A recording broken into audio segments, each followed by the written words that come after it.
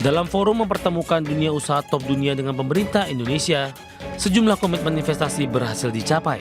Salah satunya yang di Indonesia Pavilion World Economic Forum Davos 2026. Menteri Investasi dan Hilirisasi Rosan Ruslani bersama Vice President of Global Policy Apple, Nick Eman, sepakat menjalin peluang investasi.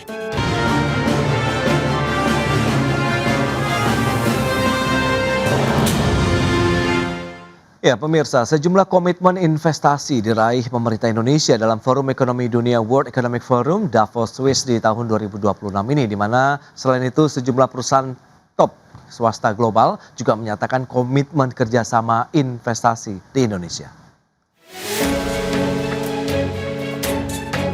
Dalam forum mempertemukan dunia usaha top dunia dengan pemerintah Indonesia, sejumlah komitmen investasi berhasil dicapai. Salah satunya yang di Indonesia Pavilion World Economic Forum Davos 2026.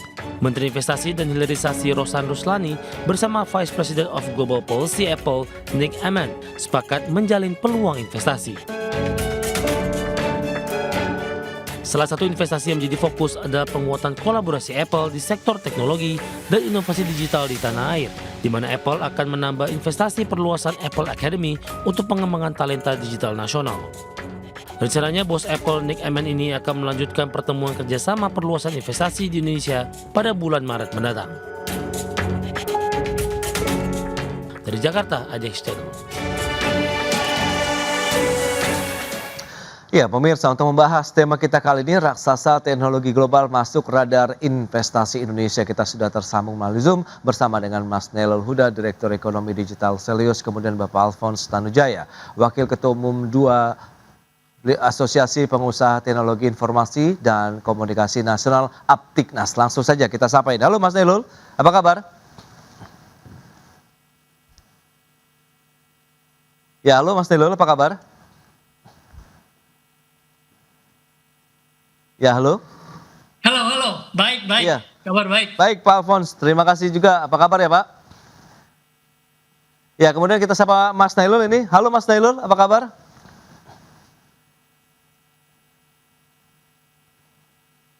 Halo.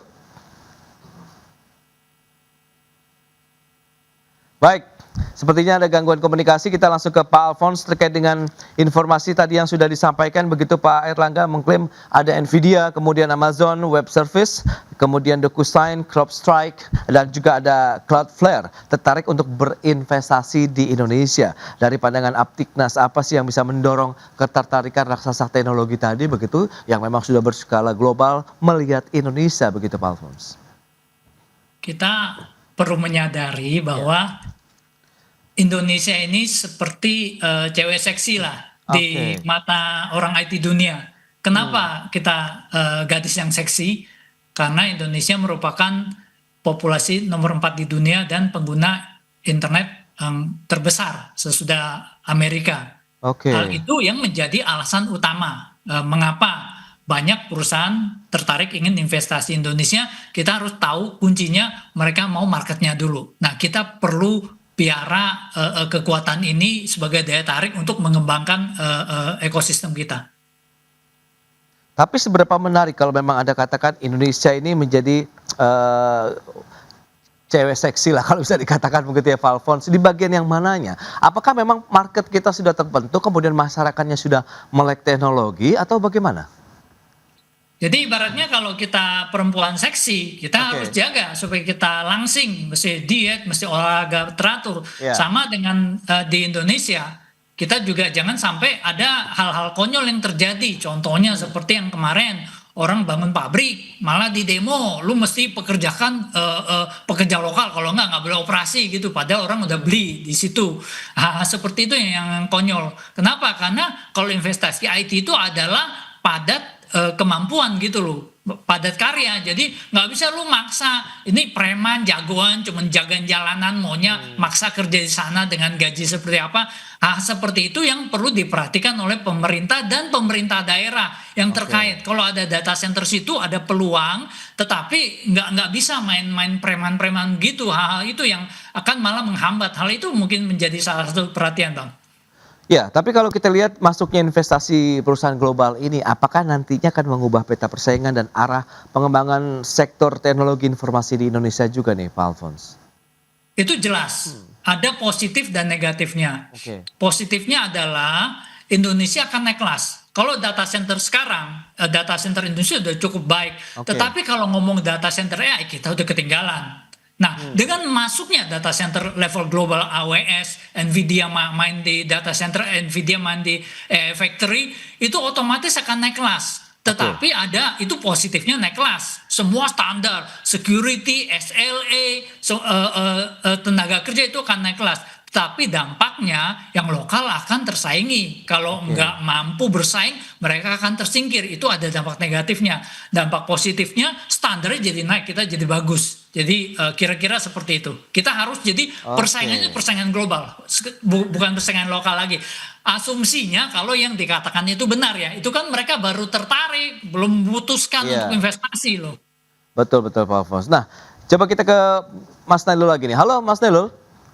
Halo Mas Ya, Pras. oke, terima kasih Mas. Ini tadi sempat kita ada gangguan. Nah, kalau kita bicara mengenai upaya tadi yang sudah disampaikan, Indonesia sudah dianalogikan sebagai gadis seksi nih kata Pak Alphonse begitu ya, terkait dengan perusahaan-perusahaan global tadi begitu, khususnya dari industri IT global yang sudah mulai melirik begitu Indonesia. Nah, kalau dari kacamata Mas Nailul sendiri, apa sih yang bisa kita cermati? Apakah ini momentum bagi Indonesia untuk bisa meningkatkan kemampuan teknologi IT kita, digital kita begitu, atau Anda melihat ini baru awal yang harus dijagain juga di sejak awal begitu Mas?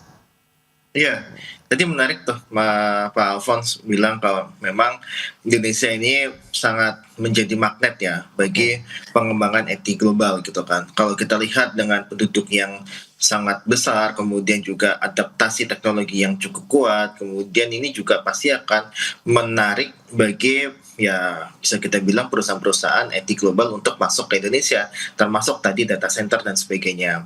Nah, tapi ini juga harus dibarengi juga dengan apa? Dengan penyediaan sumber daya manusianya. Kemudian tadi sampaikan juga bahwa untuk investasi di Indonesia itu juga perlu untuk kepastian cara hukum seperti apa. Kemudian kita masih bergulat pada mahalnya untuk ekonomi kita gitu kan. Kita ini masih high cost ekonomi Mas Pras. Jadi ada biaya-biaya yang seharusnya tidak dikeluarkan, itu justru dikeluarkan oleh para pengusaha untuk bisa berinvestasi di Indonesia. Makanya ini yang saya lihat seharusnya bisa diperbaiki juga gitu. Agar apa? Agar ya mereka benar-benar tertarik masuk ke Indonesia gitu kan. Nah, selama ini memang kalau kita lihat sebenarnya Mas Pras, ini kan kunjungan-kunjungan kenegaraan, kemudian bawa olah-olah investasi itu sudah sangat-sangat sering kita dengar ketika zamannya Jokowi gitu kan. Ketika zaman Jokowi kita sering dengar Jokowi pulang dari Amerika bawa oleh-oleh dan sebagainya, tapi tidak ada yang direalisasikan gitu kan. Nah, ini yang memang jadi gigit jari gitu kan akhirnya. Makanya ini harus diperhatikan dari sisi regulasinya, sumber daya manusianya, infrastrukturnya dan sebagainya, sehingga mereka tidak hanya omong-omong saja tapi benar-benar investasi di Indonesia. Ya, Pak Alphonse juga tadi mulai melihat bagaimana peta persaingan yang semakin ketat begitu ya di industri IT Indonesia apabila memang perusahaan-perusahaan global tadi berhasil ataupun merealisasikan minat mereka begitu ya untuk berinvestasi di Indonesia. Anda melihat persaingannya seberapa ketat? Seberapa kuat nanti perusahaan IT lokal begitu bisa beradaptasi atau justru kita berkolaborasi di sana begitu nih Mas Nailul? Iya. Dengan pasar yang cukup luas, Mas Pras, sebenarnya ini tidak ada persaingan yang bisa mematikan satu sama lain gitu kan. Tapi justru ini bisa jadi pemantik juga bagi perusahaan IT lokal untuk bisa berkembang seperti standarnya perusahaan IT global gitu kan. Nah, ini yang memang kita harapkan ketika terjadi masuknya FDI ataupun investasi asing masuk ke Indonesia gitu kan. Nah, ini saya rasa tidak akan mematikan, justru ini akan bisa jadi ya bahan bagi perusahaan IT lokal untuk bisa berkembang asal memang di situ ada peraturan-peraturan yang memang harus dijalankan. misalkan terkait dengan persaingan usaha dan sebagainya, terkait dengan ya bisa kita bilang dengan harga dan sebagainya, itu juga harus dijaga dengan ketat oleh regulasi ataupun regulator kita gitu kan. Nah makanya ketika FDI masuk ke sini, kita harapkan mereka bersaing dengan adil, dengan fair, sehingga ini bisa menimbulkan ya bisa kita bilang keuntungan bagi konsumen. Konsumen itu memperoleh layanan yang lebih banyak, yang lebih bagus, dan juga bisa bersaing dengan lokal kita ya. Lokal kita bisa bersaing dengan global dalam menyediakan layanan bagi masyarakat. Oke, itu dia menarik ya. Ada sisi positifnya yang bisa kita ambil. Nah, Aptiknas sendiri melihat bagaimana kesiapan dari anggota-anggota teman-teman Aptiknas untuk menyikapi apabila memang ini benar-benar terjadi begitu, Pak Alphonse. Anda melihat apakah sebenarnya kita sebenarnya sudah siap begitu dengan penguasaan teknologi yang juga sudah tercanggih saat ini, kemampuan dari teman-teman SDM IT kita begitu, Pak Alphonse? Aptiknas bisa menjadi jembatan yang baik antara pelaku dari raksasa teknologi dengan pemerintah. Jadi organisasi yang sudah cukup siap, tetapi ada satu hal yang menarik yang bisa dilakukan, dan ini memerlukan peran positif dari pemerintah, di regulator, khususnya Komdigi, di mana katakan kalau data center masuk, cloud masuk, lalu data kita ditaruh di mana-mana, walaupun secara security data itu mau di Indonesia, mau di Singapura, mau di Hong Kong, itu nggak ada ancamannya. Tetapi dari sisi kedaulatan data, itu ada baiknya kita tetapkan kalau di keuangan kan data finansial harus di Indonesia, walaupun secara teknis boleh di luar dari sisi keamanan, tetapi dari sisi data sovereignty itu di Indonesia. Dan hal itu bisa berpengaruh positif. Jadi kalau bisa dari Komdigi mempertimbangkan untuk mengeluarkan satu aturan, lu kalau misalnya mau kelola datanya orang Indonesia, datanya harus di Indonesia. Contohnya apa? Data orang Indonesia yang pakai Google harus dipisah, ditaruh di Indonesia. Data orang Indonesia yang pakai Facebook, pakai Instagram, atau pakai apa, semuanya harus di Indonesia. Tujuannya apa? Kalau misalnya suatu saat internet mati, ke luar negeri mati, kita tetap bisa jalan gitu loh. Nah hal itu merupakan salah satu trik yang perlu dipertimbangkan oleh Komdigi, bahwa data sovereignty itu penting. Jadi lu mau masuk sini, mau kelola data orang Indonesia, datanya harus ada di sini, dan kalau misalnya terputus itu bisa jalan. Nah hal itu yang secara tidak langsung bisa memberikan peluang bagi cloud lokal dan pengusaha lokal untuk bisa lebih berkembang. Oke, itu dia Langkas. Kita akan lihat seperti apa penguatan talenta digital nasional tentunya, untuk mungkin kita bersiap diri apabila ini di tahun 2026 bisa terrealisasi. Kita akan bahas lebih jauh di segmen berikutnya, Pak Alphonse dan juga Mas Nailul. Kita akan jeda dulu sebentar ya, dan pemirsa, kami akan segera kembali usai pariwara berikut ini. Ya, Anda masih menyaksikan Market Review, pemirsa. Berikut ini kami akan sampaikan data. Kita akan cermati seperti apa sih nilai ataupun total investasi dan juga penanaman modal asing di Indonesia. Kita akan cermati pergerakannya dari tahun 2019 sampai dengan tahun 2025 ini. Total investasi kita lihat kecenderungannya naik terus begitu ya. Demikian juga untuk penanaman modal asing di Indonesia dari tahun 2019 423,1 triliun. Kemudian di tahun 2025 sudah tembus 900,9 triliun rupiah, dengan total investasinya yang PMA maupun PMDN itu mencapai 1.931,2 triliun rupiah. Dan kita lihat terkait dengan rasio PMA terhadap PDB, ini dia seperti apa sih penanaman modal asing terhadap pertumbuhan Indonesia. Ini data dari tahun 2020. Trennya naik terus dari 2,67%, kemudian di tahun 2024 menjadi 4,07%, tapi di tahun 2025 ada penurunan menjadi 3,87% rasio penanaman modal asing terhadap PDB kita. Dan selanjutnya kita akan cermati data lainnya. Ini dia perusahaan kecerdasan buatan dengan market cap terbesar di dunia. Ini dia, ada Nvidia, ada sekitar 4.523 miliar dolar, kemudian menyusul Alphabet, Google, ada juga Apple, Microsoft, dan Meta. Posisi kelima, itu dia perusahaan-perusahaan AI dengan market cap terbesar di dunia. Dan kita akan lanjutkan kembali perbincangan kita bersama dengan Bapak Alphonse, kemudian juga Bapak Nailul Huda. Ya, dengan informasi tadi yang sudah disampaikan, ini menarik. Kalau misalnya Mas Nailul melihat begitu peluang Indonesia tadi, oke. Kemudian tadi sudah disampaikan begitu bahwa Menkomdigi Ibu Mutia Hafid menyebutkan akan ada penguatan talenta digital, kemudian akan meningkatkan lagi lapangan kerja meskipun ada penggunaan teknologi di sana. Anda melihat ini bisa seiring sejalan pemanfaatan teknologi digital di sana dengan serapan tenaga kerja juga nih Mas Nailul. Iya, kalau kita lihat Mas Pras, sebenarnya ini kan apa yang disampaikan oleh Bu Mutia ya, bahwa di situ adalah shortcut ya, berarti artinya itu adalah jalan jangka pendek gitu kan. Tapi dalam jangka panjang ini belum terselesaikan sebenarnya masalahnya, bahwa di situ ada supply yang memang ini masih jadi kendala gitu kan, masih jadi kendala teknologi ataupun ya talenta digital kita gitu ya. Nah, kalau saya lihat sebenarnya kendalanya dan memang harusnya bergerak dari sisi pendidikan yang memang harus dikuatkan dalam hal IT ataupun dalam hal teknologi lainnya. Kemudian juga harus juga disiapkan pula bahwa di sini loh ada perusahaan-perusahaan yang mampu menampung talenta-talenta digital ini gitu kan. Nah, kita memang tidak selalu sinkron dengan hal itu gitu. Nah, kalau kita lihat sebenarnya Mas Pras, kita kemarin cukup kecewa ya bahwa ada kunjungan dari perusahaan IT global ke Indonesia dan sebagainya, ketemu Presiden Jokowi pada waktu itu tidak 1-2 orang gitu. Nah, tapi ketika sudah mampir ke Indonesia tidak jadi investasi, justru memilih ke negara lain, termasuk ke Vietnam, Malaysia ataupun ke Thailand. Nah, ini yang kita sayangkan bahwa ya kenapa Anda tidak berinvestasi di Indonesia, padahal punya pangsa pasarnya di Indonesia cukup besar gitu kan.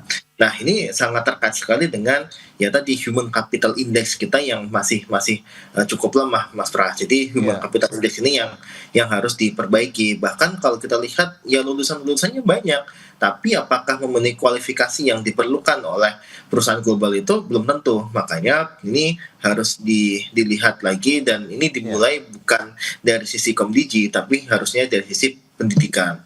Nah, Mas Nailul, tadi Pak Alphonse juga menggarisbawahi terkait dengan kedaulatan data nasional dengan penggunaan data-data Indonesia. Data centernya harus di Indonesia atau memang kita harus menjaga banget nih data-data masyarakat kita begitu pada saat memang investasi untuk perusahaan-perusahaan teknologi nanti masuk ke Indonesia. Ya, itu sebenarnya sudah ada di undang-undang ya, bahwa untuk data center kita, untuk data masyarakat kita harus berada di wilayah kepabeanan Indonesia. Artinya di situ ada wilayah di Indonesia gitu kan. Nah, memang ini yang jadi permasalahan juga, bahwa kita dari sisi sebenarnya menjaga kedaulatannya, tapi dari berbagai perusahaan juga jadi enggan untuk masuk ke Indonesia karena masalah itu juga gitu kan. Nah, makanya memang ini harus diselesaikan dengan ya, kalau kita bisa bilang ya data harus berdaulat, bahwa tidak boleh digunakan oleh pihak ketiga secara sembarangan. Nah, yang memang kalau kita lihat dari berbagai kebijakan pemerintah ya, ada satu kebijakan yang itu adalah bisa jadi mirroring gitu kan. Artinya gini, artinya itu datanya juga ada di luar tapi harus juga ada di Indonesia gitu kan. Jadi datanya data mirroring. Nah, itu bisa. Nah, yang kedua adalah memang yang terkait kemarin kita ya dengan Amerika gitu kan, bahwa ada transfer data dan sebagainya. Itu sudah diatur bahwa ketika data ini bisa ditransfer ke negara lain, itu minimal di negara lain itu memiliki kualitas perlindungan data pribadi setara dengan kita gitu kan, atau bahkan lebih baik.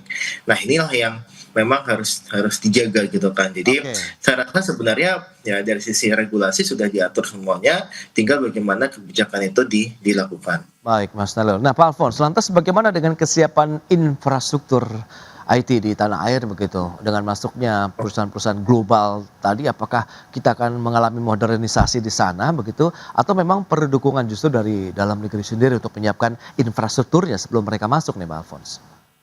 Kalau bicara soal data center AI, infrastrukturnya agak berbeda dengan data center yang ada ya. Jadi kita masih agak tertinggal di sana. Data center AI ini sangat haus dengan daya listrik dan sangat haus air ya. Jadi sebagai gambaran ada negara bagian di Amerika yang masuk data center AI itu harga listriknya langsung melonjak, masyarakatnya menjerit. Kalau di Amerika kan bebas harga listriknya, nggak seperti Indonesia yang disubsidi. Lalu airnya juga mereka tersedot. Jadi itu yang perlu kita sadari. Nah di samping itu dari data center seperti Amazon atau Nvidia yang AI factory-nya, mereka tuh memperhatikan data center yang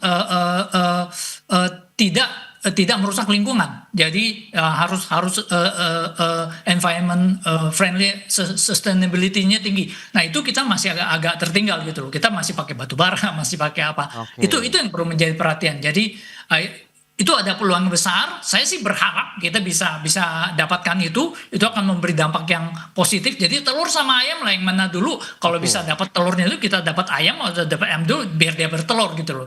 Jadi kita benar-benar berharap, tapi kenyataannya memang kita agak tertinggal kalau kita bicara soal data center AI. Tetapi peluangnya sangat besar karena market kita sangat besar dan mereka semua akan sangat mau masuk ke market kita. Nah, perusahaan-perusahaan global seperti Nvidia, Amazon ini kan juga selalu mengiringi dan selalu membawa teknologi-teknologi mutakhir mereka begitu. Pak Alphonse, adakah perlu kita menyesuaikan kurikulum juga nih akhirnya pendidikan di Indonesia begitu, sehingga akan tercipta tadi seperti yang sudah disampaikan juga talenta-talenta digital Indonesia harus kita bangun sejak dini begitu Pak Alphonse? Jujur saja, kalau kita merencanakan gitu ya, kita buat kurikulum ini untuk menyesuaikan dengan AI ini, saya pikir akan selalu terlambat gitu. Mungkin secara kurikulum dibuat masyarakat terbiasa dengan IT, melek IT atau apa. Nah kalau udah yang level berikutnya, biarkan yang berminat itu yang mendalami. Karena kalau one fit for all itu nggak akan bisa. Yang ada malah inefisiensi dan tidak efektif gitu loh. Jadi yang pendidikan umumnya masih oke, lakukan pengenalan dasar oke. Tetapi kalau udah menengah dan atasnya ya sesuai dengan minat aja gitu loh. Kan percuma kalau nggak minat kita paksain juga nggak bisa.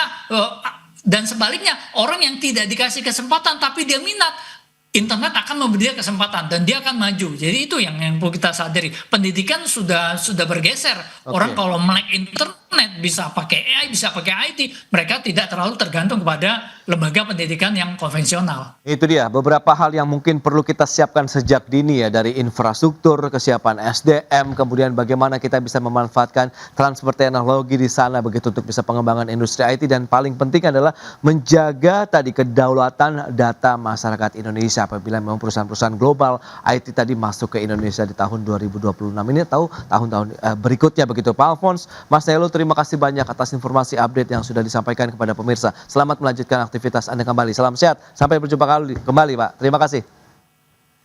Baik pemirsa, 1 jam sudah saya menemani Anda dalam Market Review, dan perbaharui terus informasi Anda hanya di IDX Channel, your trustworthy and comprehensive investment reference. Karena urusan masa depan harus sedepan, aku investor saham. Saya Prasetyo Wibowo beserta seluruh kerabat kerja yang bertugas pamit undur diri. Terima kasih, sampai jumpa.